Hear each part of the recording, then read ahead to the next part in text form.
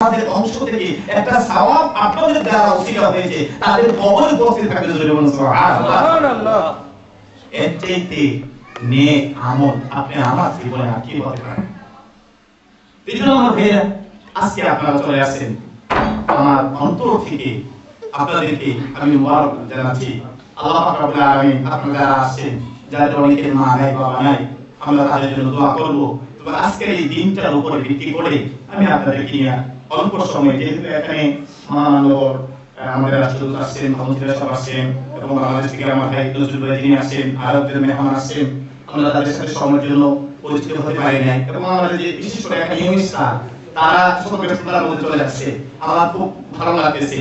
তো এই জন্য রাসূল বলেছিলেন, আমি সুদূর মক্কা থেকে মদিনা থেকে ধরে আর এই বিশাল সাম্রাজ্য প্রতিষ্ঠা করেছি, যুবকরা আমার পাশে ছিল। সুবহানাল্লাহ। আপনারা এরকম যুবকরা যদি ইসলামী কাজে এগিয়ে আসেন, ইনশাআল্লাহ আজকে মসজিদ কেন, আগামী দিনে স্কুল, কলেজ, মাদ্রাসা, আজকে লন্ডনের দিকে তাকান, সেখানে স্কুল হয়েছে, কলেজ হয়েছে, সেখানে আপনার মাদ্রাসাতে যদি আলেমে পড়ার পরে সে যে ডিগ্রিতে ওখানে ওই লেভেল পাস করার পরে সে তাদের কলেজে ভর্তি হতে পারছে।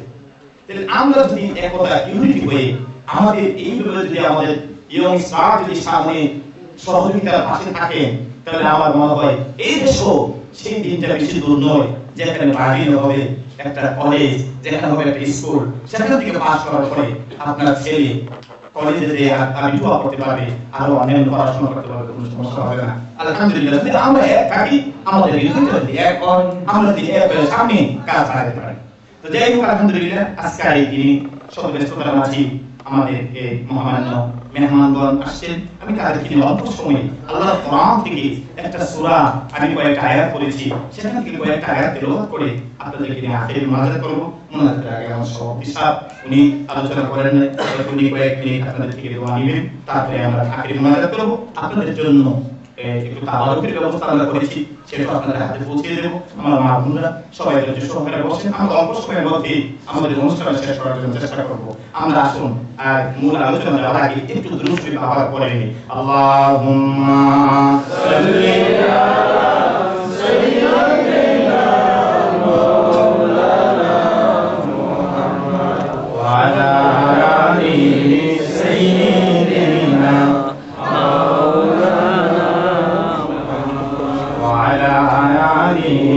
سيدنا مولانا محمد اللهم صل وسلم وبارك عليه الله رسول صلى الله عليه وسلم শুধু মক্কা নয়, তদানীন্তনকালে মানুষগুলো ছিল বর্বরতার চরম নিম্নতলে। বাবা তার মেয়েকে জিন্দা কবর দিল, তাহলে বুঝতেই পারেন তদানীন্তনকালের অবস্থাটা কি ছিল। সেই পরিবেশে আসেন রাহমাতুল আলামিন নবী মুহাম্মদ রাসূলুল্লাহ সাল্লাল্লাহু আলাইহি ওয়াসাল্লাম। আসার পরে এমন একটা সমাজ, এমন একটা দেশ, এমন একটা রাষ্ট্র উপহার দিলেন, সারা পৃথিবী যত বিজ্ঞানী, যত লেখক যা আছে, সবাই ওই নবীর আদর্শকে গ্রহণ করে। সুবহানাল্লাহ। এজন্য আল্লাহ রাব্বুল আলামিন বলেন, লাকাদ কানা লাকুম ফি রাসূলিল্লাহি উসওয়াতুন হাসানাহ। গোটা পৃথিবীর মুসলমানের জন্য কিয়ামত পর্যন্ত আদর্শ হবে নবী মুহাম্মদ সাল্লাল্লাহু আলাইহি ওয়াসাল্লাম। তাহলে আমরা আদর্শ গ্রহণ করব কার? নবী মুহাম্মদ রাসূলুল্লাহ সাল্লাল্লাহু আলাইহি ওয়াসাল্লাম। উনি কি সমস্যা দিলেন, সেখান থেকে আমরা কি পাইলাম, তারপর আমরা সামনে দিকে কথা যাচ্ছি।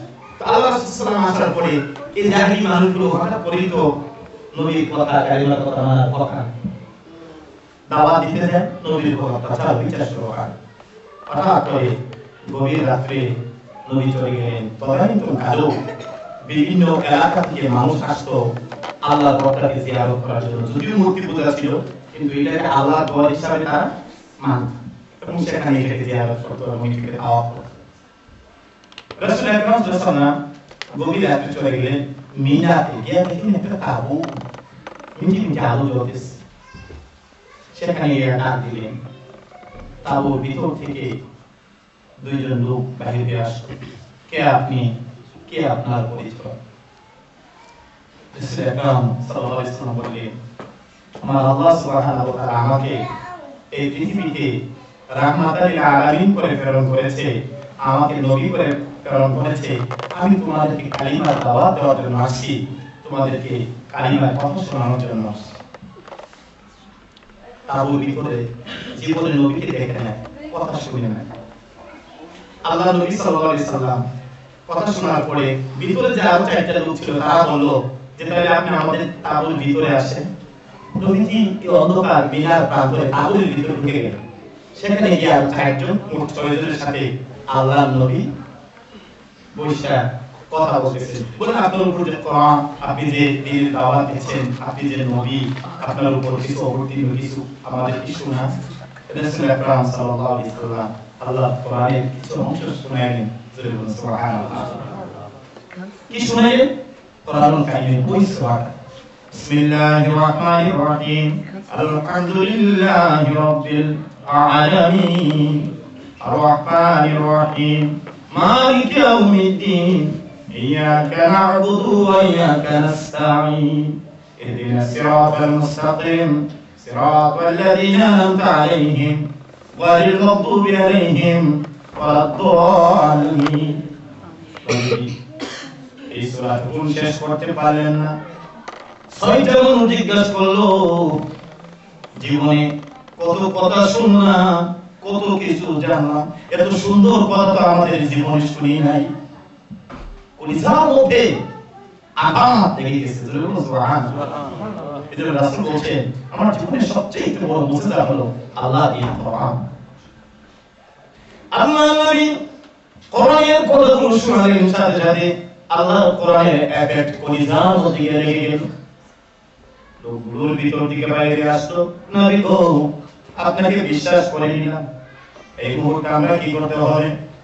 আমার নবী বলল তোমরা পড়ে নাও লা ইলাহা ইল্লাল্লাহ মুহাম্মাদুর রাসূলুল্লাহ সাল্লাল্লাহু আলাইহি ওয়াসাল্লাম। নবী আর বলেন হুজুর আমরা পড়ে নিলাম, আপনার প্রতি বিশ্বাস স্থাপন করলাম। রাসূল বললেন মুখে পড়ার নাম হলো ঈমান, একটা হলো ইকরার বিল লিসান, আপনি জবান দ্বারা পড়বেন, আর একটা হলো তাসদীক বিল লিসান, কাল অন্তর দিয়া এটাকে বিশ্বাস করবেন। জোরে বলুন সুবহানাল্লাহ। মুখে বলা আর অন্তরে বিশ্বাস করা, তার নাম হলো ঈমান। এই দুই জিনিসের মধ্যে মুখে বললেন আর ঈমান আনলেন না, হৃদয় দিয়ে এটাকে অ্যাকসেপ্ট করলেন না, আপনি আল্লাহর দরবারে মুমিন না, বরং আপনি হলেন মুনাফিক। রাসূল বলেন কি করতে হবে? বলেন তোমাদের মুখে বলতে হবে আর অন্তর দিয়ে বিশ্বাস করতে হবে আল্লাহ ছাড়া আর কোনো মাবুদ নাই, নবী মুহাম্মদুর রাসূলুল্লাহ সাল্লাল্লাহু আলাইহি সাল্লাম আল্লাহ পাকের আখির নবী।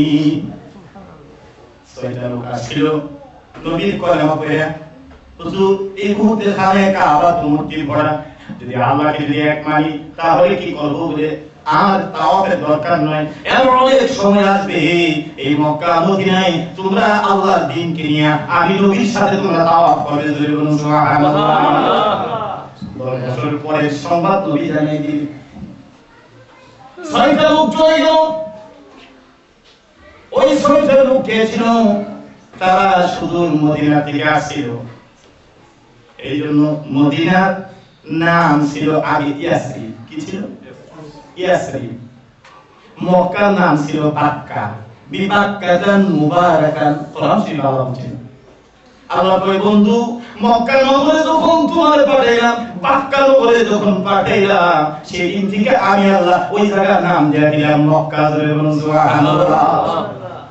আর নবী যেদিন মদিনা মক্কা থেকে হিজরত করে মদিনাতে গেলেন, যে মদিনার নাম ছিল ইয়াসরিব, নবী যখন যেদিন কদম রাখলেন, নবীর কদমের উসিলা ওই জায়গার নাম হয়ে গেল মদিনাতুন নবী, মদিনার শহর। জোরে জোরে বলুন সুবহানাল্লাহ। ওই লোকগুলো চলে গেল মদিনাতে, যাইয়া আগামী বছর আবার তারা চলে আসে 12 জনের একটা কাফেলা। জোরে বলুন সুবহানাল্লাহ। এই দিকটা মক্কাতে কিছু মানুষ নবীর কালেমা পড়ে, নবীর কোরআন পড়ে পড়ে তারা মুসলমান হচ্ছে।